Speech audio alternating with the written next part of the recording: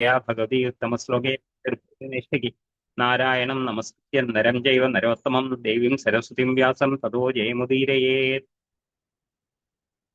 ഓം നമോ ഭഗവതേ വാസുദേവ. ഭഗവാന്റെ സന്തോഷത്തിനായി ഭഗവത്ഗീതയിലെ ഒരു ശ്ലോകം നമുക്ക് ഇന്ന് വായിക്കാം, പഠിക്കാം. 18-ാം അധ്യായം 7-ാമത്തെ ശ്ലോകം.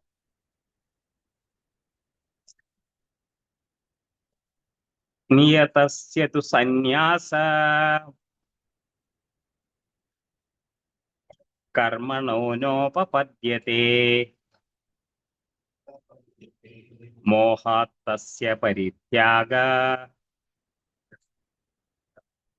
താമസ പരികീർത്തിത. നിയതസ്യ തു സന്യാസ കർമ്മണോ നോപപദ്യത്തെ. ഓരോ വാക്കിന്റെയും പദാർത്ഥം വായിക്കാം. നിയതസ്യ വിധിച്ചിട്ടുള്ള, കർമ്മണതു കർമ്മത്തിന്റെ ആകട്ടെ, സന്യാസ ത്യാഗം, ന ഉപപദ്യത്തെ യുക്തമല്ല, മോഹാത് മോഹം മൂലം, അജ്ഞാനം കൊണ്ട്, തസ്യ അതിന്റെ, പരിത്യാഗം, താമസ താമസമെന്ന്, പരികീർത്തിത ഘോഷിക്കപ്പെടുന്നു. വിവർത്തനവും ഭാവാർത്ഥവും ശ്രീലപ്രഭാതത്തെ ജയശ്രീലപ്രഭാത്.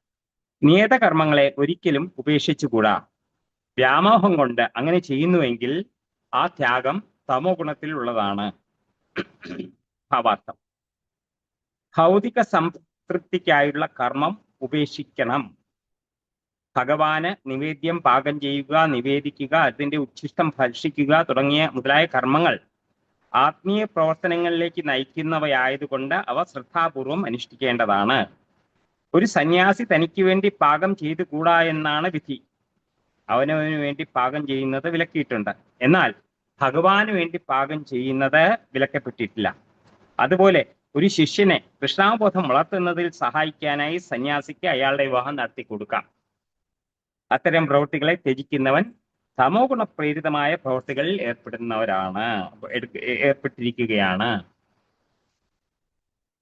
ഹരേ കൃഷ്ണ.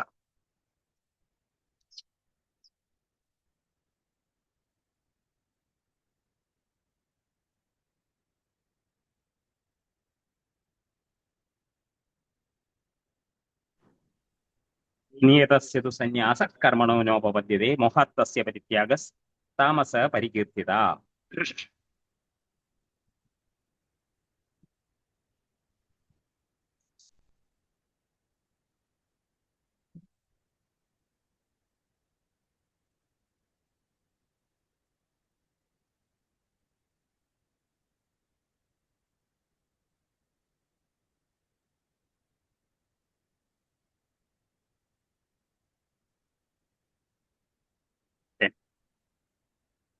നിയതകർമ്മങ്ങളെ ഒരിക്കലും ഉപേക്ഷിച്ചുകൂടാ. വ്യാമോഹം കൊണ്ട് അങ്ങനെ ചെയ്യുന്നുവെങ്കിൽ ആ ത്യാഗം തമോ ഗുണത്തിലുള്ളതാണ്. അതാണ് അടുത്ത ശ്ലോകം. അപ്പോ ഇത് 18-ാമത്തെ അധ്യായം, ഭഗവത്ഗീതയിലെ അവസാനത്തെ അധ്യായം. അധ്യായത്തിന്റെ പേരെന്താണ്? മോക്ഷ സന്യാസ യോഗം. അപ്പോ ഭഗവത്ഗീതയില് ഭഗവാൻ ആദ്യം സംസാരിക്കുന്നത് 2-ാമത്തെ അധ്യായത്തിലാണ്. 2-ാമത്തെ അധ്യായത്തെ ഭഗവത്ഗീതയുടെ സാരാംശമായി പറയുന്നു. 18-ാമത്തെ അധ്യായം, അവസാനത്തെ അധ്യായം, അതും ഭഗവത്ഗീതയുടെ സാരാംശമായിട്ട് പറയപ്പെടുന്നു. രണ്ടും സമ്മറിയാണ്. ഒരു നല്ല എസ്സേ എഴുതാനായിട്ട് എങ്ങനെയാ പറയുക? ആദ്യം എന്താണ് പറയുന്നതെന്ന് ചുരുക്കി പറയണം. പിന്നീട് ആ കാര്യങ്ങള് ഓരോ പോയിന്റ്സും ഖണ്ഡികയായിട്ട് വിശദീകരിക്കണം. എന്നിട്ട് അവസാനം വീണ്ടും സമ്മറൈസ് എഴുതണം. പക്ഷേ ആദ്യത്തെ ഖണ്ഡിക അവസാനത്തെ ഖണ്ഡിക തമ്മിൽ ഒരു ചെറിയ വ്യത്യാസമുണ്ട്. എന്താണ് വ്യത്യാസം? അവസാനത്തെ ഖണ്ഡികയിലായിരിക്കും കൺക്ലൂഷൻ എന്ന് പറയുന്നത്. അതേപോലെ 2-ാമത്തെ അധ്യായവും 18-ാമത്തെ അധ്യായവും തമ്മിലുള്ള ബേസ് ഫണ്ടമെന്റൽ ഡിഫറൻസ്. രണ്ടും സാരാംശം തന്നെയാണ്. പക്ഷെ 18-ാമത്തെ അധ്യായത്തിൽ ഭഗവാൻ ഈ ഉപദേശങ്ങളിലെല്ലാം തന്നെ സാരാംശം പറഞ്ഞിരിക്കുന്നു. എന്താണ് സാരാംശം? ഭഗവത്ഗീതയുടെ സാരാംശം 18ാം അധ്യായത്തിലുള്ളത് സർവധർമാൻ പരിത്യജ്യം മാമേകം ശരണം വ്രജാഹം ത്വാം സർവപാപേഭ്യോ മോക്ഷയിഷ്യാമി മാ ശുചഃ. ഇത് 18ാം അധ്യായത്തിലെ 66ാമത്തെ ശ്ലോകത്തിൽ ഭഗവാൻ പറയുന്നുണ്ട്. അതായത് എല്ലാവിധ ഒരു ഉപാധിയും കൂടാതെ എന്നെ മാത്രം ശരണം പ്രാപിക്കുക. ഇതാണ് കൺക്ലൂഷൻ, ഭഗവത്ഗീതയുടെ കൺക്ലൂഷൻ. ഓക്കെ, അപ്പം ആ കൺക്ലൂഷൻ 18ാം അധ്യായത്തിലാണ്. അതാണ് 18ാം അധ്യായത്തിന്റെ പ്രാധാന്യം എന്ന് പറയുന്നത്. അപ്പോ ഈ അധ്യായം സ്റ്റാർട്ട് ചെയ്തത് എങ്ങനെയാണ്? ഒന്നാമത്തെ ശ്ലോകത്തിൽ അർജുനൻ ഒരു ചോദ്യം ചോദിക്കാണ്. ഒരു ശ്ലോകത്തിൽ 2 ചോദ്യം ചോദിച്ചു. ത്യാഗം എന്താണ്, സന്യാസം എന്താണ്? അടുത്ത ശ്ലോകത്തിൽ ഭഗവാൻ രണ്ടിന്റെയും ഉത്തരം പറഞ്ഞു. എന്താണ്? കാമ്യകർമ്മങ്ങൾ, അതായത് എന്തെങ്കിലും ആഗ്രഹത്തോടുകൂടി ചെയ്യുന്ന പ്രവൃത്തി, അത് കാമ്യകർമ്മമാണ്. ഉദാഹരണം, എനിക്ക് ഒരു സൽപുത്രൻ വേണം, ദശരഥൻ ചെയ്തതുപോലെ പുത്രകാമേഷ്ടി. അല്ലെന്നുണ്ടെങ്കിൽ എനിക്ക് സ്വർഗം വേണം, ഞാൻ ദാനധർമ്മങ്ങൾ ചെയ്യുന്നു. ഇങ്ങനെയുള്ള കർമ്മങ്ങൾ, എന്തെങ്കിലും ഫലേച്ഛയോടുകൂടി ചെയ്യുന്ന കർമ്മങ്ങൾ ചെയ്യാൻ പാടില്ല. ഓക്കെ, അതാണ് സന്യാസം എന്ന് പറയുന്നത്. പക്ഷേ അവർക്ക് എല്ലാ കർമ്മങ്ങളും ഉപേക്ഷിക്കാൻ അധികാരമില്ല. നിത്യകർമ്മങ്ങളുണ്ട്. ഉദാഹരണം, ഒരു സന്യാസിയായിട്ടുള്ള ആളാണെന്നുണ്ടെങ്കിൽ രാവിലെ എഴുന്നേൽക്കണം, കുളിക്കണം, ശരീരം ശുദ്ധിയാക്കണം, അതൊക്കെ ഭഗവാനെ മൂർത്തിസേവ ചെയ്യണം, ഭഗവാന് വേണ്ടി ഇത് പാകം ചെയ്യണം, ഭഗവാനെ ഓഫർ ചെയ്യണം, ഭഗവാന്റെ നാമങ്ങൾ ജപിക്കണം, ഭഗവാന്റെ പ്രചാരം ചെയ്യണം. ഇതൊക്കെ ഇങ്ങനെയുള്ള കർമ്മങ്ങളിൽ നിന്ന് സന്യാസിക്ക് ഒഴിഞ്ഞു മാറാൻ സാധ്യമല്ല. ഇനി ത്യാഗം എന്താണെന്ന് ഭഗവാൻ പറയുന്നു. അതായത് ഏത് കർമ്മമാണെന്നുണ്ടെങ്കിലും അതിനെ ഫലേച്ഛയില്ലാതെ ചെയ്യുന്നതാണ് ത്യാഗം. അപ്പൊ അയാൾക്ക് നിത്യകർമ്മവും ചെയ്യാം, കാമ്യകർമ്മവും ചെയ്യാം. പക്ഷെ അയാൾ ചെയ്യുന്നത് എന്താണ്? അയാൾ എന്ത് ചെയ്തു കഴിഞ്ഞാലും, ഏത് കർമ്മം ചെയ്ത് ബാക്കി നോക്കിക്കഴിഞ്ഞാൽ അയാളും ബാക്കിയുള്ള ആൾക്കാരും ചെയ്യുന്ന ഒരേ പോലെ. പക്ഷെ അയാളുടെ അവബോധം എങ്ങനെയാണ്? അയാൾ ഒന്നും തന്നെ ആഗ്രഹിക്കുന്നില്ല. ഈ കാര്യം ചെയ്തു കഴിഞ്ഞാൽ എനിക്ക് പേര് കിട്ടുമോ, പ്രശസ്തി കിട്ടുമോ, ധനം കിട്ടുമോ, അത് കിട്ടുമോ, ഇത് ഒന്നും തന്നെ അയാള് യാതൊന്നും ആഗ്രഹിക്കാതെ അയാള് ചെയ്യുന്നു. അതാണ് ത്യാഗം. 3ാമത്തെ ശ്ലോകത്തിൽ ഭഗവാൻ പറഞ്ഞു, ഈ രണ്ടിനെ പറ്റിയും ഓരോ ശ്രേഷ്ഠന്മാരായിട്ടുള്ള ആൾക്കാര് ഇതിന് ഭിന്ന അഭിപ്രായം പറയുന്നു. ഉദാഹരണം, കപിലമുനി പറഞ്ഞു, കാമ്യകർമ്മങ്ങൾ എല്ലായ്പ്പോഴും ദോഷകരമാണ്, അതെല്ലാം ഉപേക്ഷിക്കണം, ഒന്നും ചെയ്യാൻ പാടില്ല. പക്ഷെ ജയമുനിയെ പോലുള്ള ആൾക്കാർ പറയുന്നു, യജ്ഞം, ദാനം, തപം ഇങ്ങനെയുള്ള കാര്യങ്ങൾ ശുദ്ധീകരിക്കുന്നതാണ്, അതുകൊണ്ട് അതൊരിക്കലും ഉപേക്ഷിച്ചുകൂടാന്ന് പറയുന്നു. 4ാമത്തെ ശ്ലോകത്തിൽ ഭഗവാൻ പറഞ്ഞു, ഇനി ഞാൻ എൻ്റെ അഭിപ്രായം പറയാം എന്ന് പറഞ്ഞു. 5ാമത്തെ ശ്ലോകത്തിൽ ഭഗവാൻ പറഞ്ഞു, യജ്ഞം, ദാനം, തപം എന്നിവ ഒരിക്കലും ഉപേക്ഷിക്കാൻ പാടില്ല. എന്തുകൊണ്ട്? അത് മഹാത്മാക്കളെ പോലും പരിശുദ്ധീകരിക്കുന്നവയാണ്. ഓക്കെ, ഇനി 6ാമത്തെ ശ്ലോകത്തില് ഭഗവാൻ പറഞ്ഞത്, ആസക്തിയോ ഫലോദ്ദേശമോ കൂടാതെ അനുഷ്ഠിക്കപ്പെടേണ്ടവയാണ് ആ കർമ്മങ്ങൾ, യജ്ഞം, ദാനം, തപം. ഹേ പാർത്ഥ, കർത്തവ്യ നിർവഹണം എന്ന നിലയിലാണ് അവ നിറവേറ്റപ്പെടേണ്ടത്. ഇതാണ് എൻ്റെ അന്തിമമായ അഭിപ്രായം. ഭഗവാന്റെ കൺക്ലൂഷൻ പറഞ്ഞിരിക്കുകയാണ്, ഭഗവാന്റെ അഭിപ്രായം പറഞ്ഞിരിക്കുകയാണ്. എന്താണ്? 3 കാര്യങ്ങളാണ്, 3 പോയിന്റ്സ് ഓർത്തിരിക്കണം. ഒന്ന്, നമ്മൾ ചെയ്യുന്ന പ്രവൃത്തിയിൽ ആസക്തി പാടില്ല, അറ്റാച്ച്മെന്റ് പാടില്ല. രണ്ടാമത്തത്, നമ്മൾ അതിന്റെ ഫലം എക്സ്പെക്ട് ചെയ്തുകൂടാ. 3ാമത്തെ പോയിന്റ്, നമ്മളത് ഡ്യൂട്ടി ആയിട്ട് കരുതി അത് ചെയ്യണം. ഈ 3 കാര്യങ്ങളാണ് കഴിഞ്ഞ ശ്ലോകത്തിൽ പറഞ്ഞിരിക്കുന്നത്. 4ാമത്തെ ശ്ലോകത്തിൽ ഒരു കാര്യം കൂടി പറഞ്ഞിരുന്നു. അതായത് ത്യാഗം എന്ന് പറയുന്നത്, നേരത്തെയുള്ള അധ്യായങ്ങളിൽ ഭഗവാൻ പറഞ്ഞിരുന്നു, ഒരാളുടെ വിശ്വാസം അനുസരിച്ചിട്ട് അത് സത്വ രജസ് തമോ ഗുണങ്ങൾ അനുസരിച്ചിരിക്കും. അപ്പൊ അതേപോലെ ത്യാഗത്തിന്റെ 3 വിധങ്ങളുണ്ട്, സത്വ രജസ് തമോ ഗുണങ്ങളെ. അതിനെ ഇനി അടുത്ത 3 ശ്ലോകങ്ങളിൽ പറയുന്നു.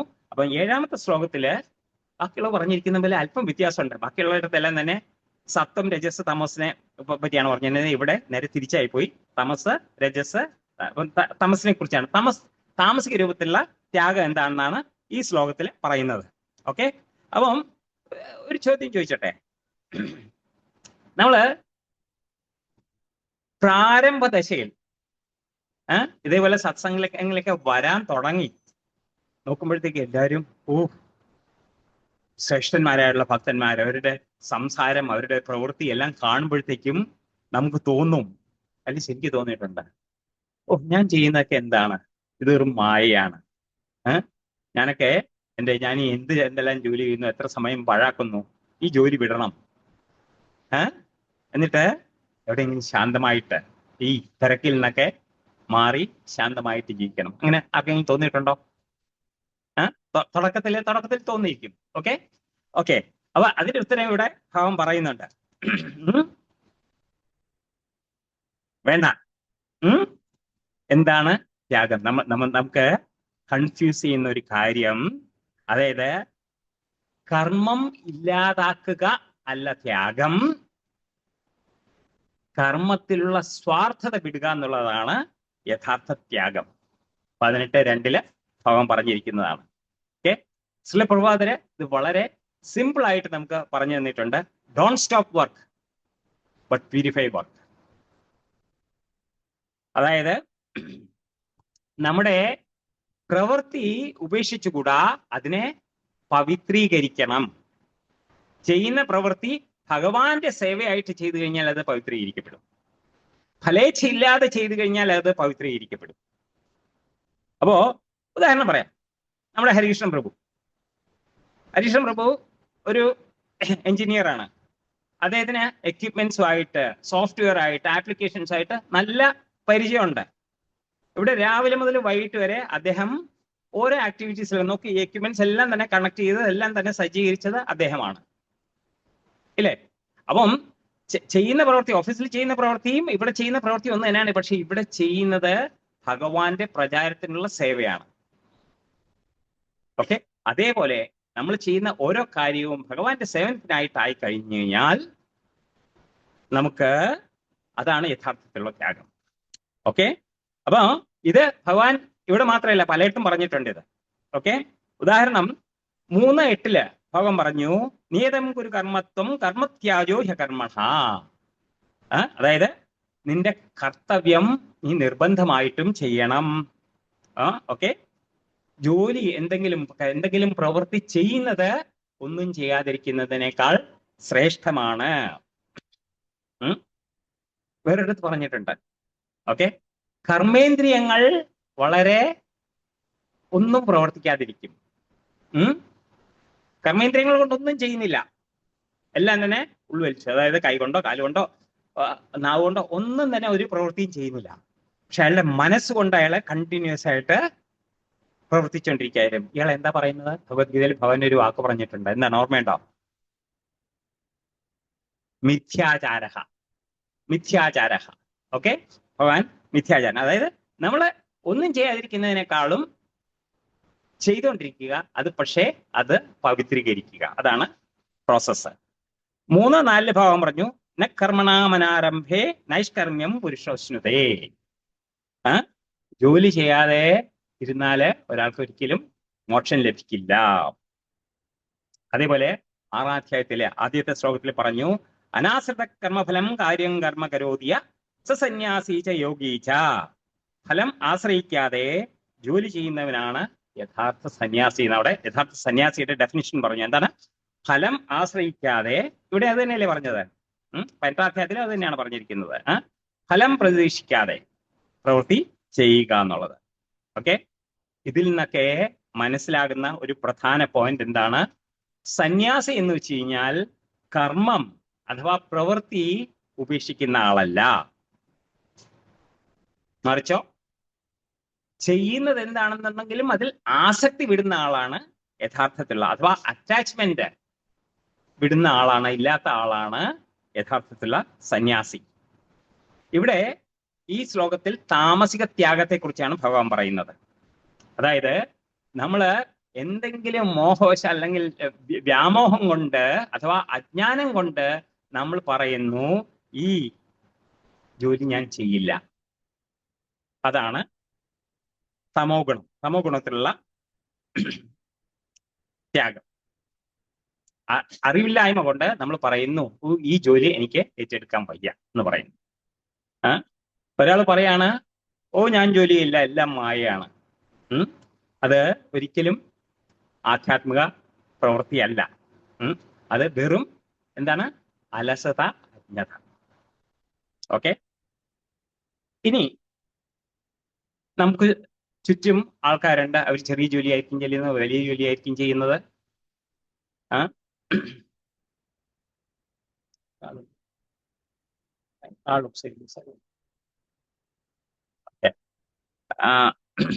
അപ്പം ചെറിയ ജോലിയായിരിക്കാം, വലിയ ജോലിയായിരിക്കാം. ഉദാഹരണത്തിന് ഒരാള് അമ്പലം വന്ന് ക്ലീൻ ചെയ്യുന്നു. ഓക്കെ, അയാൾ വരുന്നു, ഒറ്റ കാര്യം ചെയ്യുന്നു, വന്നു ക്ലീൻ ആക്കി, അതാണ് അയാളുടെ സർവീസ്. വേറെ ആൾ ടെമ്പിൾ പ്രസിഡന്റ് ആണ്, എല്ലാ കാര്യങ്ങളും നോക്കി നടത്തണം, മേൽനോട്ടം വഹിക്കണം. ഓക്കെ, ഇതിൽ കൃഷ്ണൻ ഏതാണ് ഇഷ്ടപ്പെടുക?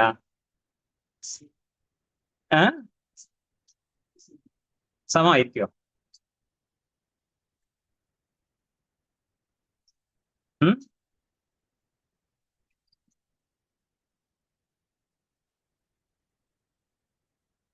ഓക്കെ, ടെമ്പിൾ പ്രസിഡന്റ് വളരെ അഹങ്കാരത്തോടു കൂടിയാണ് ആ പ്രവൃത്തി ചെയ്യുന്നതെങ്കിലോ?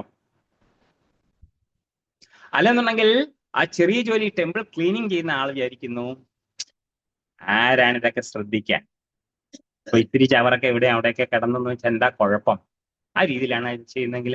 അപ്പൊ അയാളുടെ മനോവിചാരം എന്താണ്, അതാണ് ഭഗവാൻ നോക്കുന്നത്. ചെറിയ ജോലിയാണോ വലിയ ജോലിയാണോ എന്നുള്ളത് ഭഗവാന് പ്രശ്നമല്ല.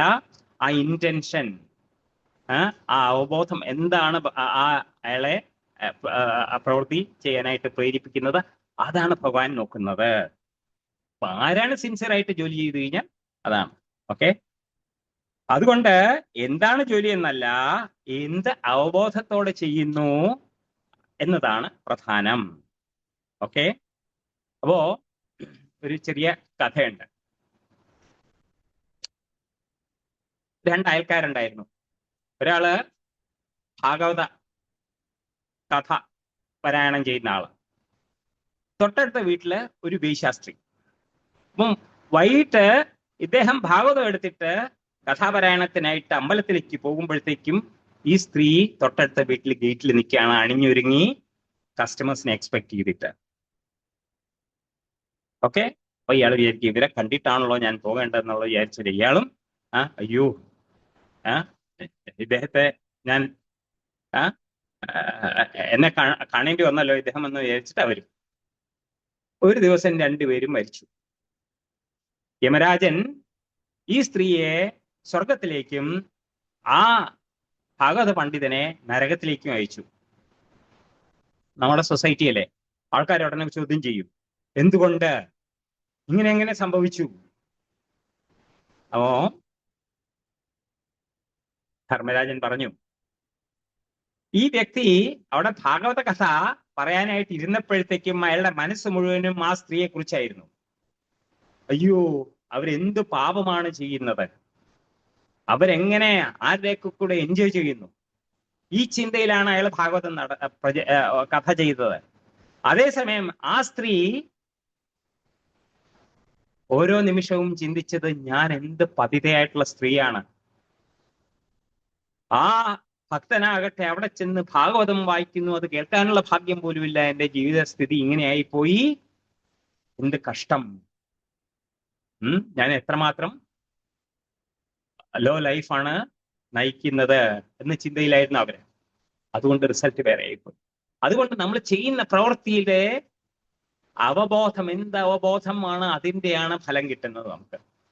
ഓക്കെ, അപ്പോ ഇനി നമ്മള് എന്ത് ജോലി ചെയ്തു കഴിഞ്ഞാലും പെർഫെക്റ്റ് ആയിട്ട് ചെയ്യണം. പരിപൂർണത എത്രമായിട്ട് ചെയ്യാൻ പറ്റുന്നോ, 100% ചെയ്യാൻ പറ്റുവാണെന്നുണ്ടോ ആ രീതിയിൽ ചെയ്യണം. എന്തുകൊണ്ടാണ്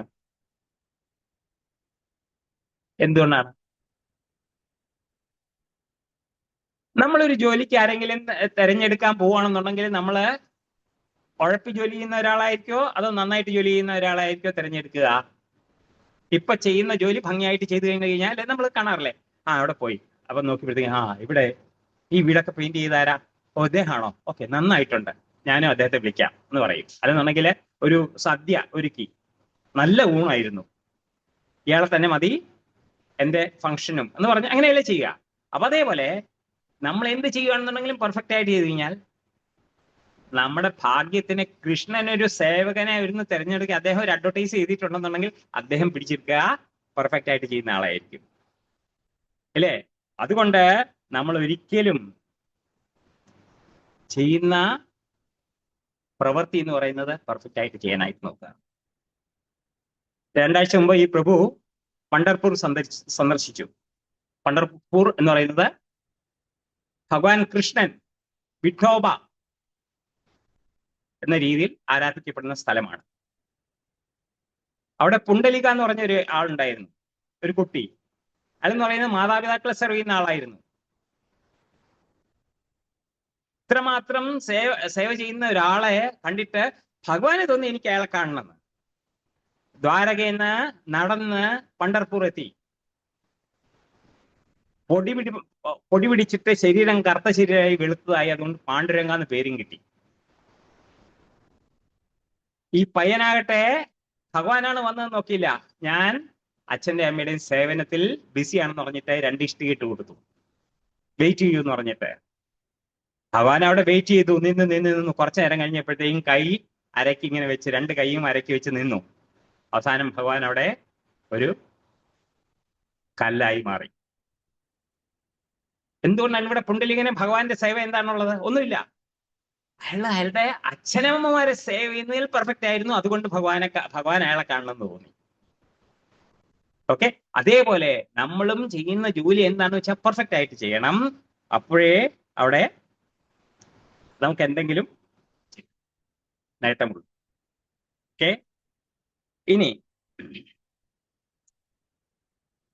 ഭഗവത്ഗീതയിൽ തുടങ്ങുന്നത് എങ്ങനെയാണ്? അർജുനൻ യുദ്ധത്തിൽ പങ്കെടുക്കില്ല എന്ന് തീരുമാനിക്കുന്നു. കാരണം യുദ്ധം ചെയ്യുന്ന തന്റെ ഗുരുജനങ്ങളോടാണ്, അല്ലെങ്കിൽ ബന്ധുമിത്രാദികളോടാണ്. അവരെ അടുത്ത് അമ്പ് ചെയ്യാനായിട്ട് എന്നെ കൊണ്ട് പറ്റില്ല. ഇവരെയൊക്കെ കൊന്നു കഴിഞ്ഞാൽ നമ്മുടെ കുലം ക്ഷയിക്കും, കുലസ്ത്രീകൾ വഴിവിഴച്ചു പോകും, സങ്കര സന്തതികൾ ഉണ്ടാകും. അത് കഴിഞ്ഞ് നമ്മുടെ പിതൃക്കൾക്കൊന്നും തന്നെ വേണ്ട, ഇതൊന്നും തന്നെ അവർക്ക് വേണ്ടുന്ന കാര്യങ്ങളൊന്നും തന്നെ നടക്കില്ല, അവർ കഷ്ടപ്പെടും. ഇതൊക്കെ പറഞ്ഞ ശേഷം ഞാൻ എന്താണ് ചെയ്യേണ്ടതെന്ന് എനിക്കറിയില്ല എന്ന് പറഞ്ഞ കൺഫ്യൂഷനായി. അതുകൊണ്ട് പറഞ്ഞു ഞാൻ യുദ്ധം ചെയ്യില്ല എന്ന് പറഞ്ഞിരുന്ന അർജുനന്റെ അടുത്ത് ഭഗവാൻ പറയുന്നു, നീ യുദ്ധം ചെയ്യണം. ഇല്ലേ? എന്തുകൊണ്ടാണ്?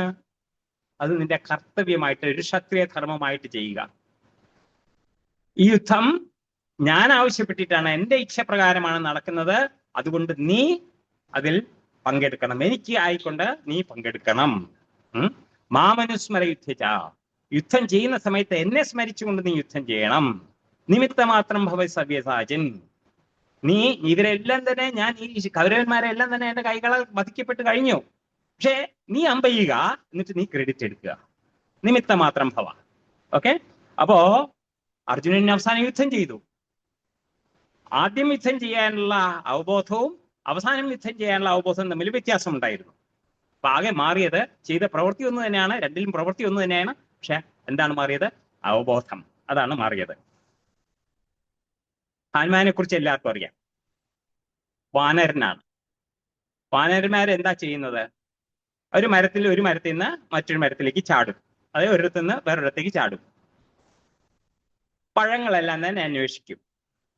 പിന്നെയുള്ളത് ബാക്കിയുള്ളവരുമായിട്ട് വഴക്കിടും, ഇല്ലേ? 2 കുരങ്ങന്മാരൊക്കെ കടിപിടിയൊക്കെ നടക്കുന്നുണ്ടായിരിക്കും.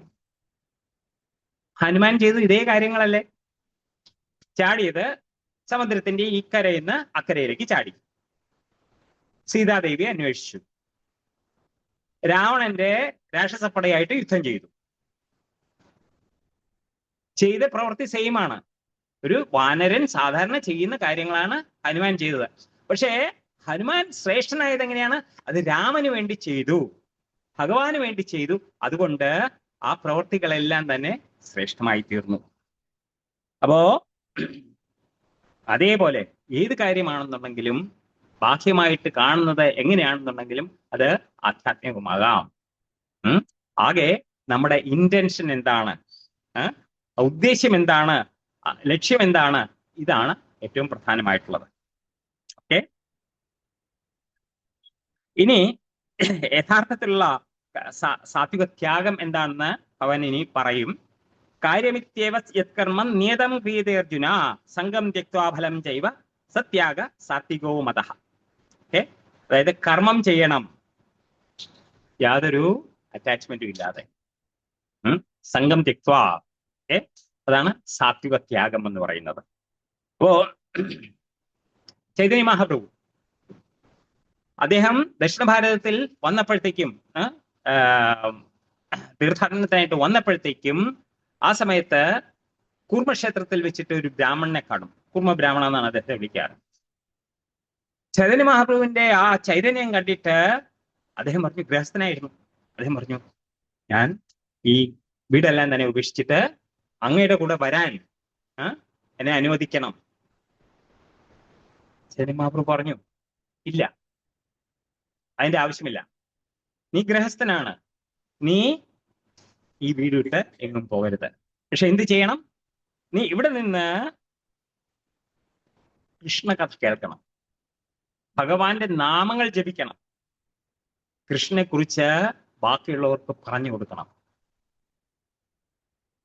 സ്ഥാനസ്ഥിത, ഏത് സ്ഥാനത്താണോ ഏത് അവസ്ഥയിലാണോ ഉള്ളതെങ്കിൽ അവിടെ തന്നെ നിൽക്കുക. പക്ഷെ നമ്മുടെ പ്രവൃത്തി എന്ന് പറയുന്നത് കൃഷ്ണനുമായിട്ട് അറ്റാച്ച് ചെയ്യുക. അതുകൊണ്ട് ആർക്കും തന്നെ തൻ്റെ പരിസ്ഥിതി മാറ്റേണ്ട കാര്യമില്ല,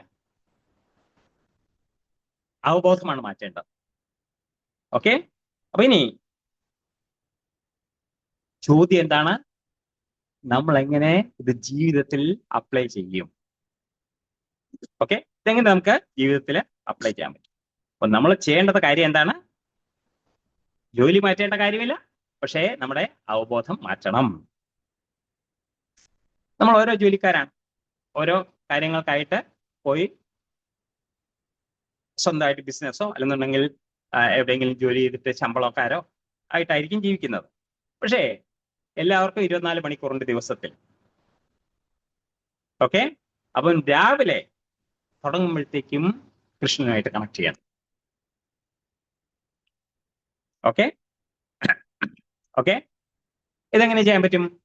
രാവിലെ തന്നെ എണീറ്റ് കുളിച്ച് നാമം ജപിക്കുക, ഭഗവാന്റെ അടുത്ത് പ്രാർത്ഥിക്കുക, കൃഷ്ണ ഇന്നത്തെ ജോലി ഞാൻ നിനക്കായിട്ട് സമർപ്പിക്കുന്നു.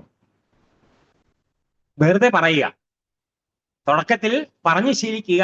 കുറച്ച് കഴിയുമ്പോഴത്തേക്ക് അത് നമ്മുടെ മനസ്സ് മാറ്റി മാറ്റി ഭഗവാൻ മാറ്റി അതാക്കി തീർക്കും. ഓക്കെ, യത്കരോഷി യതസ്നാസി യജ്ജുഘോഷി ദദാസി തപസ്സസി കൗന്ദയ തത്കുരുഷമതർപ്പണം. യത്കരോഷി തത്കുരുഷമതർപ്പണം. എന്ത് ചെയ്യുന്നുവോ അതെനിക്കായിട്ട് സമർപ്പിക്കുക. പിന്നെ ചെയ്യുന്ന ജോലി സത്യസന്ധമായിട്ട് ചെയ്യുക, ഒരു വഞ്ചനയും ഇല്ലാതെ പൂർണ്ണ ആത്മാർത്ഥതയോടുകൂടി ചെയ്യുക. ഇതിന്റെ ഫലം ഭഗവാനായിട്ട് സമർപ്പിക്കുക. അതായത്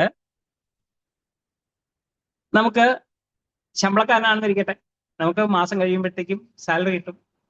ആ സാലറി എന്ന് പറയുന്നത് ഭഗവാന്റെ അനുഗ്രഹമായിട്ട് കരുതി തിരിച്ച് ഭഗവാന് നൽകുക. അതിൻ്റെ ഒരു ചെറിയ പങ്ക് ഭഗവാനായിട്ട് നൽകുക. കൃഷ്ണ സേവയ്ക്കായിട്ട്, ദാനമായിട്ട് നൽകാൻ സാധിക്കും. കൃഷ്ണാവബോധം പ്രചരിപ്പിക്കുന്നതിൽ അതിന് ഉതകുന്ന ഏതൊരു കാര്യത്തിനാണെന്നുണ്ടെങ്കിലും നമുക്ക് ദാനം ചെയ്യാം. അങ്ങനെ നമ്മുടെ പ്രവൃത്തി നമുക്ക്, അതായത് പ്രവൃത്തിയുടെ ഫലം നമുക്ക് പരിശുദ്ധീകരിക്കാനായിട്ട് സാധിക്കും. പിന്നെ ചെയ്യേണ്ടത് കൃഷ്ണനെ സ്മരിക്കാൻ ശ്രമിക്കുക. ജോലിയുടെ ഇടയ്ക്ക് നമുക്ക് ടീ ബ്രേക്ക്, ലഞ്ച് ബ്രേക്ക് ഒക്കെ ഉണ്ട്. ആ സമയത്ത് ആൾക്കാർ എന്താ ചെയ്യുന്നത്? ഗ്രാമ്യകഥ, പരദൂഷണം, ഇങ്ങനെയുള്ള കാര്യങ്ങളിൽ നിന്ന് ഒഴിഞ്ഞു മാറി നമുക്ക് ആ സമയത്ത് ജപിക്കാം. അല്ലെന്നുണ്ടെങ്കിൽ ഭഗവത്ഗീതയിലെ ഒരു ശ്ലോകം വായിക്കാം, അല്ലെന്നുണ്ടെങ്കിൽ എന്തെങ്കിലും ഒരു ചെറിയ ക്ലിപ്പുകൾ നമുക്ക് കാണാം, കേൾക്കാം, അങ്ങനെയൊക്കെ ചെയ്യാം. ഭക്ഷിക്കുന്നത് പ്രസാദം. ഓക്കെ, പിന്നെ നമ്മുടെ പ്രൊഫഷൻ ഭഗവാന് വേണ്ടി സമർപ്പിക്കാം. കേട്ടോ, ഈ പ്രഭുവിന്റെ കഴിവുകള് പ്രഭു ഇതിനായിട്ട് മാറ്റിവെക്കുകയാണ്. ഒരു ഉദാഹരണം പറയാം. എൻ്റെ മെന്ററായിരുന്നു ജഗജീവ് ജഗന്നാഥ് ദാസ്, എൻ്റെ കൊളീഗായിരുന്നു. അദ്ദേഹം ഒരു ഡേറ്റാബേസ് എക്സ്പെർട്ട് ആയിരുന്നു. അപ്പോ രാധാഷ്ടമി ദിവസം അദ്ദേഹം മായപ്പൂര് പോയി. രാധാഷ്ടമി ദിവസമാണ് ഞങ്ങളുടെ ഗുരുവായിട്ടുള്ള ഹിസ് ഹോളിനസ് ജയപതാക സ്വാമി മഹാരാജ് ഏറ്റവും കൂടുതൽ ആൾക്കാർക്ക് ദീക്ഷ കൊടുക്കുന്ന ദിവസമാണ്. ആ ദിവസം എത്രയോ നൂറുകണക്കിന് ആൾക്കാർക്ക് ദീക്ഷ കൊടുക്കുന്ന ദിവസം. അപ്പൊ അതുകൊണ്ട് വലിയ ഒരു ഫെസ്റ്റിവലാണത്. അന്ന് അവിടെ ചെന്നപ്പോഴത്തേക്കും അദ്ദേഹത്തിന്റെ ഓഫീസുകാർക്ക് ഒരു ചെറിയ പ്രശ്നം എന്താണെന്ന് വെച്ച് കഴിഞ്ഞാല്, അവരുടെ ഈ ദീക്ഷ ഡിസൈപ്പിൾസിന്റെ ഡേറ്റാബേസ്, അദ്ദേഹത്തിന് 50,000 കൂടുതൽ ഡിസൈപ്പിൾസ് ഉള്ള മഹാരാജാണ്. ഓക്കെ, അപ്പൊ ഡേറ്റാബേസ് അതിന്റെ ലിമിറ്റ് കഴിഞ്ഞു, അതിനേക്കാളും കൂടുതലായി. അപ്പൊ അദ്ദേഹം എന്ത് ചെയ്തു, അദ്ദേഹത്തിന്റെ എക്സ്പെർട്ടീസ് അവർക്ക് നൽകാനായിട്ട് ഈ ഡേറ്റാബേസ് സ്പ്ലിറ്റ് ചെയ്യുന്ന ആക്ടിവിറ്റി, അവിടെയുള്ള ആൾക്കാർക്ക് കുറച്ചറിയാം. ഇദ്ദേഹം ഒരുപക്ഷെ അദ്ദേഹം ഓർക്കുള്ള എക്സ്പെർട്ടാണ്, ആ ഡേറ്റാബേസ് ഏതാണെന്ന് എനിക്കറിയില്ല. അവിടെ ഇരുന്ന് അവരുടെ കൂടെ ഇരുന്നിട്ട് അവരെ സഹായിച്ചിട്ട് ആ ഡേറ്റാബേസ് സ്പ്ലിറ്റ് ചെയ്തിട്ട് അത് പ്രവർത്തനക്ഷമമാക്കി. ഓക്കെ, അപ്പൊ നമുക്ക് അറിയാവുന്ന ഒരു ജോലി ചെയ്യുന്ന ഓഫീസിൽ അതേ ജോലി ആയിരിക്കും ചെയ്യുന്നത് അദ്ദേഹം. പക്ഷേ ഇതെന്ന് പറയുന്നത് ഭഗവാന്റെ സേവനത്തിന് വേണ്ടിയിട്ടാണ്, ഭക്തന്മാരുടെ സേവനത്തിന് വേണ്ടിയിട്ടാണ്. അതാണ് വ്യത്യാസം. ഓക്കെ, അപ്പൊ നമ്മുടെ ജോലി, നമ്മുടെ പ്രൊഫഷനും നമുക്ക് പല കാര്യങ്ങളും ഇതേപോലെ ചെയ്യാം. ഒരാൾ പെയിന്ററാണ്, ഇവിടെ പെയിന്റിങ്ങിന്റെ ആവശ്യം ഉണ്ടെന്നുണ്ടെങ്കിൽ ഇവിടെ ഒന്ന് പെയിന്റ് ചെയ്ത് കഴിഞ്ഞാൽ ചെയ്യുന്ന പ്രവൃത്തി എന്ന് പറയുന്നത് അവബോധം വ്യത്യാസത്തിലായിരിക്കും എത്തുന്നത്. ഒരു ഡോക്ടർ എങ്ങനെയായിരിക്കും പ്രവർത്തിക്കേണ്ടത്? പേഷ്യൻസിനെ കാണുമ്പോഴത്തേക്കും ഒരു ഇരയെ കിട്ടിയ പോലെയല്ല, എൻ്റെ ഇന്നത്തെ വരുമാനമായി എന്നുള്ള രീതിയില്ല. എങ്ങനെയാണ് കാണേണ്ടത്? ഇവരെല്ലാവരും തന്നെ ഭഗവാന്റെ അംശമാണ്, കൃഷ്ണന്റെ അംശമാണ്. മമൈവാംശോ ജീവലോകേ ജീവഭൂത സനാതന, ഓരോരുത്തരും ഭഗവാന്റെ അംശമാണ്. ഇവരുടെ ഇതെന്ന് പറയുന്നത് നന്മ എന്ന് പറയുന്നത് എൻ്റെ കർത്തവ്യമാണ്. ആ രീതിയിൽ ചികിത്സിച്ചു കഴിഞ്ഞാൽ അത് ഭഗവാനുമായിട്ട് കണക്ട് ചെയ്യുന്ന രീതിയിലാണ്. ഒരു ടീച്ചർ അറിവെന്ന് പറയുന്നത് ഭഗവാന്റെ അനുഗ്രഹമായിട്ട് മനസ്സിലാക്കി കുട്ടികൾക്ക് പകർന്നു കൊടുത്തു കഴിഞ്ഞാൽ അത് കൃഷ്ണനായിട്ട് കണക്ട് ചെയ്തു. ഒരു തൊഴിലാളി, ഒരു എഞ്ചിനീയർ എങ്ങനെയാണ് എത്ര സിൻസിയറായിട്ട് സേവ ചെയ്യാനായിട്ട് ശ്രമിച്ചു കഴിഞ്ഞാൽ, സത്യസന്ധതയോട് ചെയ്തു കഴിഞ്ഞാൽ അത് പവിത്രീകരിക്കാം. ഒരു ഗൃഹസ്ഥൻ, ഇതൊന്നും അല്ല, ഒരു ഗൃഹസ്ഥനാണെന്നിരിക്കട്ടെ, എൻ്റെ കർത്തവ്യം എന്ന് പറയുന്നത് എൻ്റെ വീട്ടുകാരാണ്, വീട്ടുകാരെ നോക്കുക എന്നുള്ളതാണ്. ഇതെങ്ങനെ ചെയ്യാൻ പറ്റും? എൻ്റെ ഭാര്യ, കുട്ടികൾ എന്ന് പറയുന്നത് എനിക്ക് അറ്റാച്ച്മെന്റ് വിടാൻ പറ്റുമോ? എളുപ്പമുള്ള കാര്യമല്ല. പക്ഷേ ഈ കുടുംബത്തെ നോക്കുക എന്നുള്ള ആ കർത്തവ്യം ഭഗവാൻ എന്നെ ഏൽപ്പിച്ചിരിക്കുകയാണ്. അവരെ കൃഷ്ണാവബോധത്തിൽ വഴിതെളിക്കുക എന്നുള്ളത് എൻ്റെ കർത്തവ്യമാണ് എന്ന് പറഞ്ഞിട്ട് ഒരാളെ ജീവിതം നയിക്കുകയാണെന്നുണ്ടെങ്കിൽ അതാണ് ശരിയായിട്ടുള്ളത്. അതായത് കുടുംബത്തെ ഉപേക്ഷിക്കുക എന്നുള്ളതല്ല. അവര് കൃഷ്ണൻ നമ്മളെ ഏൽപ്പിച്ചിരിക്കുന്ന ഒരു കർത്തവ്യം, അത് ഭംഗിയായിട്ട് നിർവഹിക്കുക. ഓക്കെ, അപ്പോ ഭാഗവതത്തില് ഒരു ശ്ലോകമുണ്ട്, ഗുരു, അച്ഛൻ, അമ്മ, ദൈവം, ഭർത്താവ്. 5 ആറാമത് പറയാം. ഓക്കെ, 6 കാര്യങ്ങളാണ് പറഞ്ഞിരിക്കുന്നത്. ഗുരു, അച്ഛൻ, അമ്മ, ഭർത്താവ്, ദൈവം, 5. 6. ഓക്കെ, ഇവ ഏതെങ്കിലും ഒന്ന് അല്ലാത്ത ആൾക്കാർ ഇവിടെ ഉണ്ടോ? ആരെങ്കിലും? അച്ഛനോ അമ്മയോ ഭർത്താവോ ഗുരുവോ ദൈവമോ ഇതൊന്നും അല്ലാത്ത, ബാധകമല്ലാത്ത?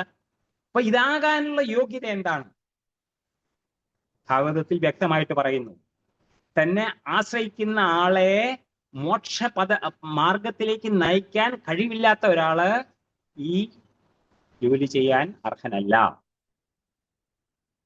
അപ്പോൾ ഞാനൊരു ഭർത്താവാണ്, അല്ലെന്നുണ്ടെങ്കിൽ അച്ഛനാണെന്നുണ്ടെങ്കിൽ എന്റെ ഡിപ്പെൻഡന്റ് ആയിട്ടുള്ള ഭാര്യയോ കുട്ടികളെയോ മോക്ഷപദം കാണിച്ചു കൊടുക്കാൻ ഞാൻ ബാധ്യസ്ഥനാണ്. ഇനി 5 പറഞ്ഞു. ഇതൊന്നും അല്ല എന്ന് ആരെങ്കിലും പറഞ്ഞു കഴിഞ്ഞാൽ ആറാമത്തത് ക്യാച്ചോളാണ്. സ്വജനം. സ്വജനം.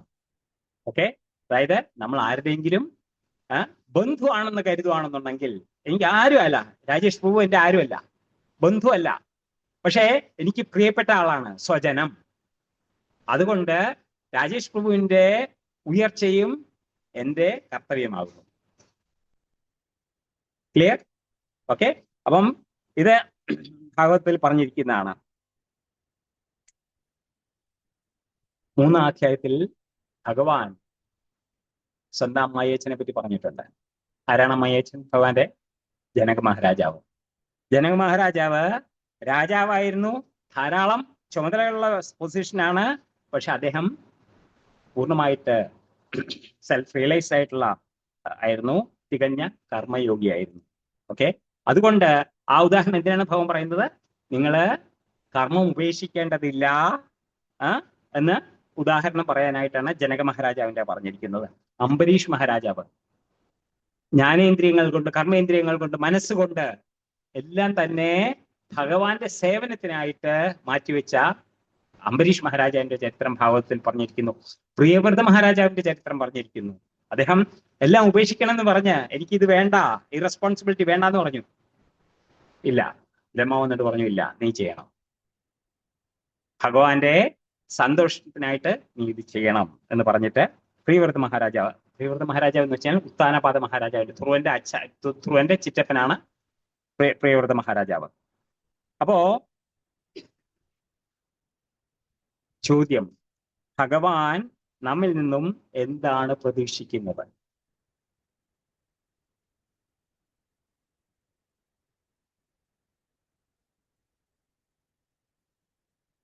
പണ്ട് കുചേലൻ ദ്വാരകയിൽ പോയി കൃഷ്ണന് കൊടുത്തത് എന്തായിരുന്നു? ഒരു പൊതി അവിലായിരുന്നു. കൊടുത്തു എന്ന് പറയാൻ പറ്റില്ല, ഭഗവാൻ പിടിച്ചു പറിച്ച് വാങ്ങിച്ചതാണ്, അല്ലേ? പത്രം പുഷ്പം ഫലന്തോയം യുവമേ ഭക്തിയാ പ്രയച്ഛതി തദഹം ഭക്തി ഉപൃതം അശ്രാമ്യ പ്രയതാത്മന. അവിടെ പ്രയച്ഛതി കൊടുക്കുക എന്നുള്ളതാണ്. കുചേലൻ കൊടുത്തില്ലല്ലോ, ഭഗവാൻ തട്ടിപ്പറിച്ച് വാങ്ങിച്ചതല്ലേ, എന്നിട്ട് അത് കഴിച്ചില്ലേ? എന്താ അങ്ങനെ?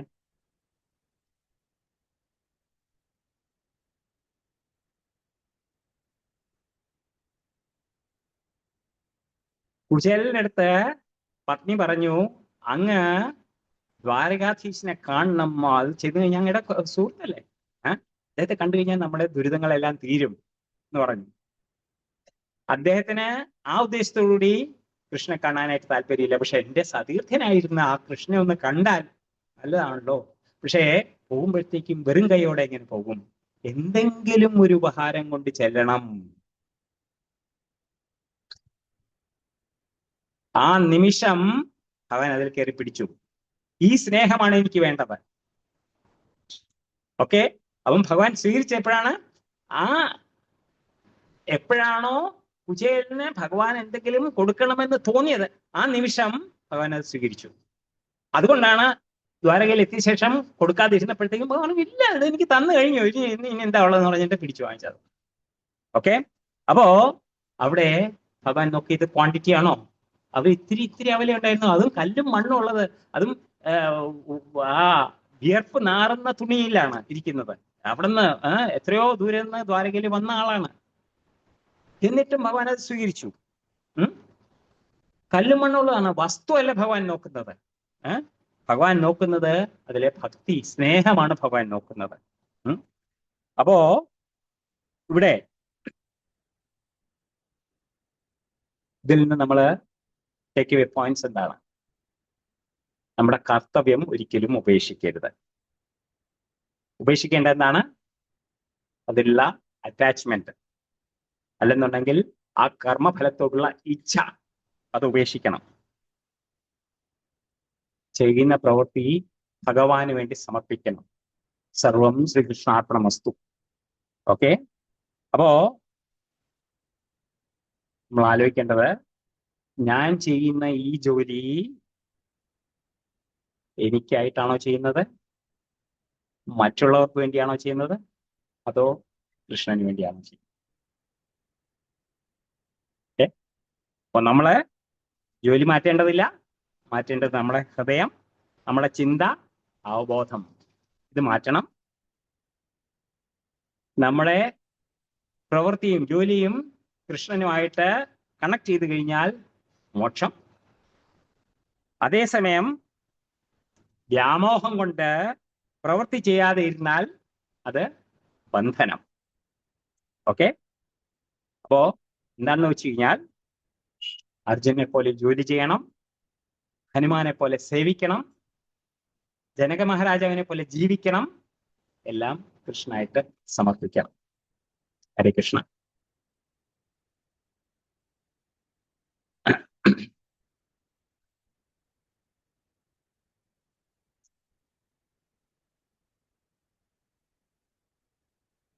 ഇന്നത്തെ കുറിച്ചിന് എന്തെങ്കിലും ചോദ്യങ്ങൾ ഉണ്ടെന്നുണ്ടെങ്കിൽ സംശയമുണ്ടോ? സംശയം ചോദിക്കണമെങ്കിൽ തമ്മിലെടുത്ത് ചോദിക്കാം.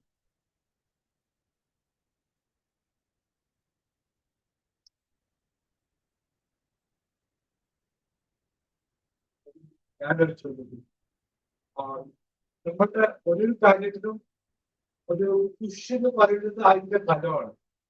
ഇത് എന്തെങ്കിലും ഒരു ഫ്രൂട്ടിറ്റീവ് ആക്ടിവിറ്റീസിന്റെ പുറകെയാണ് എല്ലാവരും പോകുന്നത്.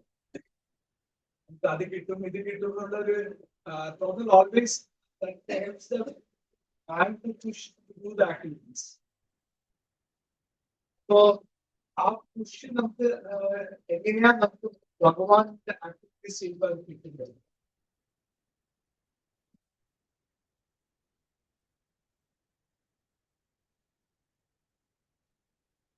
നല്ല ചോദ്യം. ഫലേച്ഛയില്ലാതെ നമ്മൾ ചെയ്യുമ്പോഴത്തേക്കും ഫലം കിട്ടുന്നു. അതനുസരിച്ചിട്ട് നമ്മൾ അതുകൊണ്ട് നമ്മൾ അതിനെ വേണ്ടി പ്രവർത്തിക്കുന്നു. ഫലം വേണ്ടെന്നുണ്ടെങ്കിൽ പിന്നെ പ്രവൃത്തി. ഇതാണ് അലസത, അജ്ഞാനം എന്ന് ഭാവം പറയുന്നത്. അതായത് ഉദാഹരണം, ഞാൻ എൻട്രൻസ് എക്സാം എഴുതാൻ പോവാണ്. ഓക്കെ, അതിന്റെ ഫലം എന്താണ്? എനിക്ക് എൻട്രൻസിന്റെ നല്ല റാങ്ക് കിട്ടി എനിക്ക് അടുത്ത ഇതിന് കോഴ്സിന് അഡ്മിഷൻ കിട്ടുക എന്നുള്ളതാണ് എൻ്റെ ലക്ഷ്യം. അപ്പൊ അതിനുവേണ്ടി ഞാൻ പ്രവർത്തിക്കുകയാണ്. പക്ഷേ ഞാൻ നന്നായിട്ട് പഠിച്ചത് കൊണ്ട് എനിക്ക് റിസൾട്ട് കിട്ടണമെന്നുണ്ടോ? വേണമെന്നില്ല. ഞാൻ പഠിച്ചത് കൊണ്ട് മാത്രം എനിക്ക് റിസൾട്ട് കിട്ടണമെന്നില്ല. അപ്പോ അങ്ങനെയുള്ള അവസ്ഥയിൽ നമ്മൾ ചെയ്യുന്നത് എങ്ങനെയാണെന്ന് വെച്ചാൽ, ഞാൻ ചെയ്യുന്ന പ്രവൃത്തി അത് ഭഗവാന്റെ സന്തോഷത്തിനായിട്ട് ചെയ്തു കഴിഞ്ഞാൽ ഫലം എന്ന് പറയുന്നത് ഭഗവാന്റെ സന്തോഷമാണ്. ഭഗവാൻ സന്തോഷിച്ചു കഴിഞ്ഞാൽ എല്ലാവരും സന്തോഷിക്കുക എന്നാണ് പറയുന്നത്. എല്ലാവരെയും സന്തോഷിപ്പിക്കാനായിട്ട് സാധിക്കും. ഒരാളെ എഞ്ചിനീയറിങ്ങിനോ മെഡിസിനോ അഡ്മിഷൻ കിട്ടി കഴിഞ്ഞാൽ അച്ഛനമ്മമാര് ഹാപ്പി ആവും, ഞാനും ഹാപ്പി ആവും. പക്ഷെ ബാക്കിയുള്ളവര് ഹാപ്പി ആകണമെന്നല്ലോ ഇല്ല. ചിലപ്പോൾ എൻ്റെ കൂട്ടുകാരൊക്കെ ദേഷ്യപ്പെടുമായിരിക്കും, ഓ അവന് അഡ്മിഷൻ കിട്ടി എനിക്ക് കിട്ടിയില്ല എന്നോ, അവരെ പ്രേരിപ്പിക്കേണ്ടി വരുമായിരിക്കും. അപ്പോ അതേസമയം നമ്മുടെ ആ ചിന്ത എന്ന് പറയുന്നത്, അവിടെ ലക്ഷ്യം എന്ന് പറയുന്നത് അപ്പോഴും ഉണ്ട്. അതായത് ഭഗവാന്റെ സന്തോഷം എന്നുള്ളത് അതിൽ എല്ലാം അടങ്ങിയിരിക്കുന്നു. ഓക്കെ, ആ ഒരു കാര്യം നമ്മൾ മനസ്സിലാക്കി കഴിഞ്ഞു കഴിഞ്ഞാൽ പിന്നെ എല്ലാം തന്നെ എളുപ്പമായി. നമ്മുടെ ഫലം എന്ന് പറയുന്നത് ഭഗവാന്റെ സന്തുഷ്ടി, ശ്രീകൃഷ്ണ പ്രീയർത്ഥം.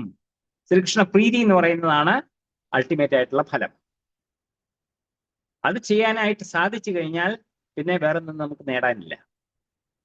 അപ്പോ അതാണ് ഏറ്റവും ശ്രേഷ്ഠമായിട്ടുള്ള ഫലം. പക്ഷെ ആ ഫലം എന്ന് പറയുന്നത്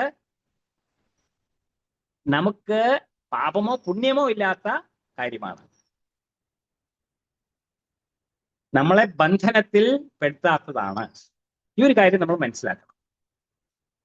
അങ്ങനെ ആയി കഴിഞ്ഞു കഴിഞ്ഞാൽ അങ്ങനെ ആ രീതിയിൽ പ്രവർത്തിക്കാനായിട്ട് കൂടുതൽ നമുക്ക് സാധിക്കും. ക്ലിയർ ആണോ പ്രഭു? സോ നമുക്ക് കിട്ടുന്ന റിസൾട്ട് എങ്ങനെയാ നമ്മൾ ഭഗവാനോട് കണക്ട് ചെയ്ത് നോക്കണം എന്നുള്ള കാര്യങ്ങൾ ഒന്ന് ചിന്തിക്കണം. കുറഞ്ഞത് ഇത്ര എൻട്രൻസ് എക്സാമിന് എനിക്ക് ഫസ്റ്റ് റാങ്ക് കിട്ടി. കുറഞ്ഞത് എനിക്ക് പറയാമല്ലോ, ഭഗവാനെ ഇത് അങ്ങയുടെ അനുഗ്രഹം കൊണ്ടാണ് എനിക്ക് കിട്ടിയത്. ഓക്കെ, എന്റെ ബുദ്ധി ശരി, ആ സമയത്ത് ഞാൻ ചെയ്യുന്നു, എന്റെ ബുദ്ധി ഉപയോഗിച്ച് ഞാൻ ഈ ഉത്തരങ്ങളെല്ലാം എഴുതി. ആ ശ്ലോകം എന്താണ് പ്രഭു? 15:15 ആ ആ ആ മത്തഃ സ്മൃതിർജ്ഞാനം അപോഹനം ച. എന്നിൽ നിന്നാണ് ബുദ്ധിയും ഓർമ്മയും എല്ലാം തന്നെ വരുന്നത്. ഓർമ്മയും ബുദ്ധി ഇല്ലെന്നുണ്ടെങ്കിൽ നീറ്റ് എഴുതാൻ പറ്റുമോ? ഇല്ല. ഓക്കെ, അപ്പോ നമുക്ക് ചെയ്യാൻ സാധിച്ചു, നമുക്ക് വിജയം കിട്ടിയെന്നുണ്ടെന്നുണ്ടെങ്കിൽ അതിൽ ഭഗവാന്റെ കൈയുണ്ട്. അത് മനസ്സിലാക്കുക, അത് ഭഗവാന് നന്ദിയുള്ളവരായിരിക്കുക. അത്രയും ചെയ്താൽ. ഓക്കെ, ഓരോ കാര്യമാണെന്നുണ്ടെങ്കിലും. അപ്പം ഒരു ഡോക്ടർ ഒരു പേഷ്യന്റിനെ ചികിത്സിച്ചു, ആ ചികിത്സ കൊണ്ട് അയാൾ ഭേദമായി, ഭഗവാന്റെ അടുത്ത് നന്ദി പറയുക. ഭഗവാനെ, അങ്ങയുടെ അനുഗ്രഹം കൊണ്ട് എന്റെ മരുന്ന് ഭരിച്ചു, എന്റെ ചികിത്സ ഭരിച്ചു, അയാൾക്ക് നന്നായി. അല്ലാതെ ഞാൻ എത്ര എക്സ്പീരിയൻസ്ഡ് ആണ്, എന്റെ കൈ കൊണ്ട് ഞാൻ ഒന്ന് തൊട്ടപ്പോഴത്തേക്ക് അവിടെ അല്ലെന്നുണ്ടെങ്കിൽ ഒരു എഞ്ചിനീയറിംഗ് മാർവൽ, ഒരു നല്ലൊരു സൂപ്പർ ബിൽഡിംഗ് എന്തെങ്കിലും ഉണ്ടാക്കി, എന്റെ കഴിവ് കൊണ്ടാണ് ഞാൻ ഉണ്ടാക്കിയത്. ഇല്ല. അല്ലെന്നുണ്ടെങ്കിൽ ഒരു സൂപ്പർ കമ്പ്യൂട്ടർ ഡിസൈൻ ചെയ്തു, എന്റെ ബുദ്ധി, എന്റെ തലച്ചോറ്. അല്ല, ഈ തലച്ചോറിന് പുറകിൽ ഒരു ശ്രേഷ്ഠമായിട്ടുള്ള തലച്ചോറുണ്ട്. ആ തലച്ചോറിന്റെ 10ാം അധ്യായത്തിലെ അവസാനത്തെ ശ്ലോകം എന്താണ്? ഈ കാണുന്നതെല്ലാം തന്നെ എന്റെ എനർജിയുടെ ഒരു ചെറിയ അംശമാണ്. എന്തെങ്കിലും തേജസ് ഉള്ളത് ഉണ്ടെന്നുണ്ടെന്നുണ്ടെങ്കിൽ അതെല്ലാം തന്നെ എന്റെ തേജസ്സിന്റെ ഒരു അംശം മാത്രമാണ്. നമ്മുടെ ബുദ്ധി അത് തന്നെയാണ്. അവൻ നമുക്ക് ബുദ്ധി ഉണ്ടെന്നുണ്ടെങ്കിൽ ഭഗവാന്റെ ബുദ്ധിയുടെ ഒരു ചെറിയൊരു അംശം ഭഗവാൻ നമുക്ക് തന്നിരിക്കുന്നു. അപ്പൊ നമുക്ക് മനസ്സിലാക്കി കഴിഞ്ഞു കഴിഞ്ഞാൽ നമ്മൾ ചെയ്യുന്ന ഓരോ പ്രവൃത്തിയും ഭഗവാന് വേണ്ടി ചെയ്യുക. ഭഗവാന്റെ സന്തോഷമാണ് നമ്മുടെ അൾട്ടിമേറ്റ് ആയിട്ടുള്ള ലക്ഷ്യം. ഇവിടെ ലക്ഷ്യമുണ്ട്, ഭഗവാന്റെ സന്തോഷം. അതിനുവേണ്ടി നമ്മൾ പ്രവർത്തിച്ചു കഴിഞ്ഞാൽ അതിനുവേണ്ടി പ്രവർത്തിക്കാലോ. അപ്പൊ ലക്ഷ്യമായില്ലേ, അതിനുവേണ്ടി പ്രവർത്തിക്കാം. ആകെയുള്ളത് ഈ കർമ്മം അകർമ്മം എന്നുള്ളത് വ്യത്യാസം മനസ്സിലാക്കുക. കർമ്മം അകർമ്മം വികർമ്മം. കർമ്മം എന്ന് പറഞ്ഞു കഴിഞ്ഞാല് നല്ല ഫലങ്ങളാണ് നമ്മൾ ചിന്തിക്കുന്ന രീതിയിൽ ഉള്ള കാര്യങ്ങൾ. വികർമ്മം എന്ന് പറഞ്ഞു കഴിഞ്ഞാൽ ചെയ്യാൻ പാടില്ല എന്ന് പറഞ്ഞിട്ടുള്ള കാര്യങ്ങൾ, അത് അങ്ങനെയുള്ളതാണ് വികർമ്മം എന്ന് പറയുന്നത്. അകർമ്മം എന്ന് പറഞ്ഞു കഴിഞ്ഞാൽ ചെയ്തു കഴിഞ്ഞാൽ അതിന് നല്ലതോ ചീത്തയോ ആയിട്ടുള്ള ഫലങ്ങൾ ഒന്നും തന്നെ ഇല്ല. ഓക്കെ, അപ്പൊ അത് ന്യൂട്രൽ ആണ്. ആ കാര്യം ചെയ്തു കഴിഞ്ഞാൽ കാര്യം ചെയ്തു, പക്ഷെ അതിന് നമ്മൾ ഫലം അനുഭവിക്കേണ്ടി വരില്ല. ഓക്കെ, അപ്പം കർമ്മം അകർമ്മമാക്കി മാറ്റുന്ന ഒരു സ്ഥിതിയാണ് നൈഷ്കർമ്മ്യം എന്ന് പറയുന്നത്. ഓക്കെ, അപ്പൊ ആ രീതിയിൽ മാറാനാണ് ഭഗവാൻ പറയുന്നത് നമ്മുടെ അടുത്ത്. Before coming to ISKCON and after coming to ISKCON, ആ thought process വ്യത്യാസം നമുക്ക് ഇതുവഴിയാണ് കിട്ടുന്നത്. അത്രേ ഉള്ളൂ. അതായത് ഇതിന്റെ എല്ലാം തന്നെ ലക്ഷ്യം എന്ന് വെച്ച് കഴിഞ്ഞാൽ ട്രാൻസ്ഫോർമേഷൻ ഓഫ് കോൺഷ്യസ്നെസ്. അതാണ് ഇതിന്റെ എല്ലാം തന്നെ ഉദ്ദേശം. ഹരേ കൃഷ്ണ. ഇനി ആർക്കും വേണ്ടി ചോദിക്കാനുണ്ടോ? ഹരേ കൃഷ്ണ.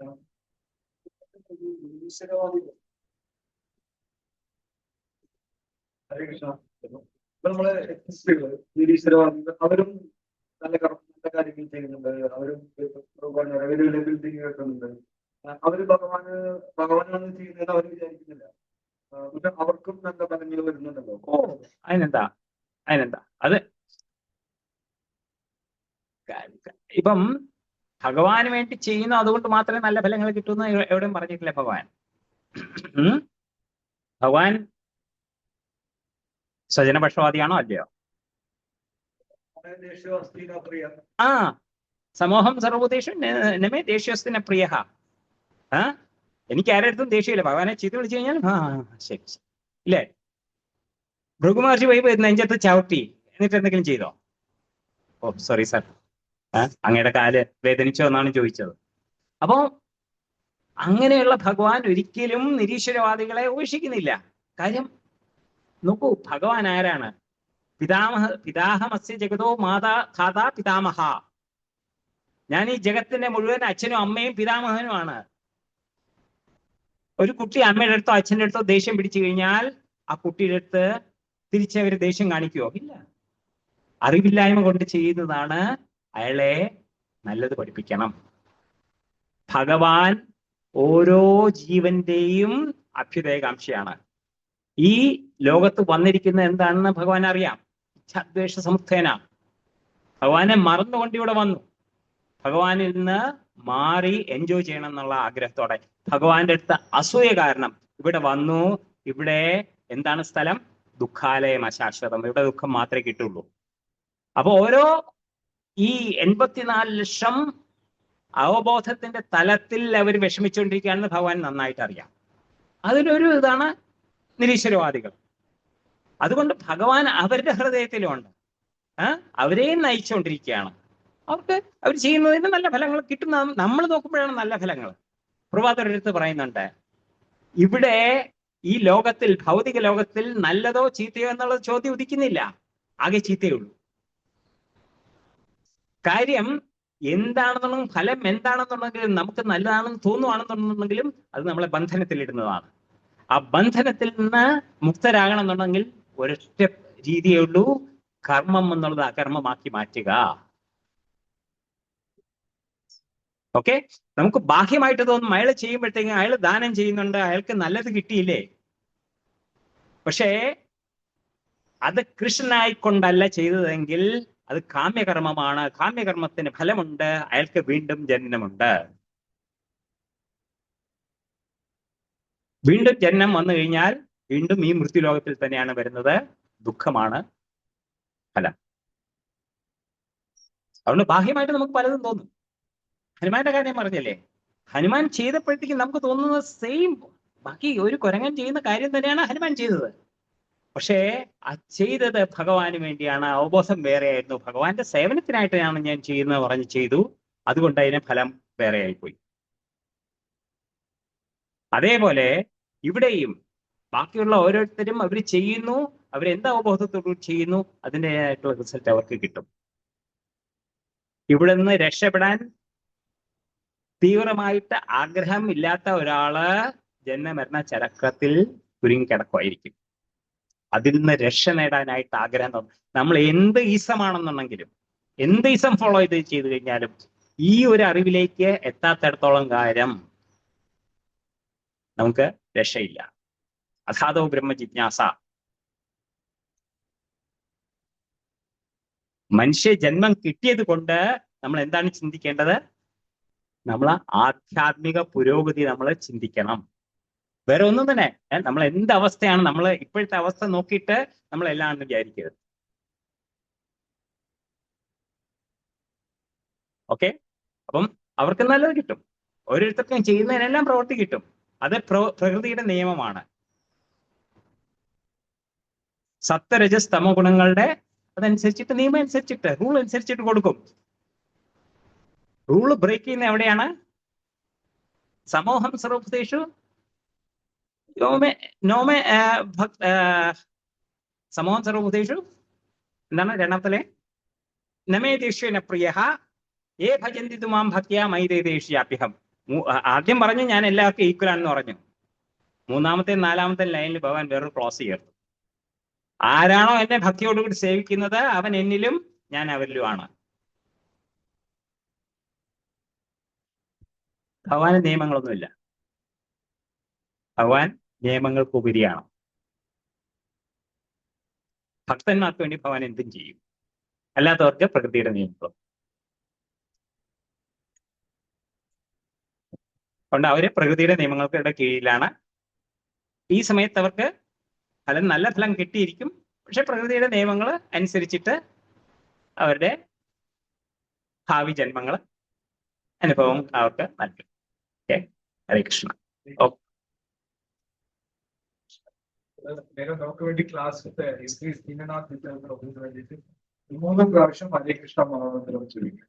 ഹരേ കൃഷ്ണ ഹരേ കൃഷ്ണ കൃഷ്ണ കൃഷ്ണ ഹരേ ഹരേ, ഹരേ രാമ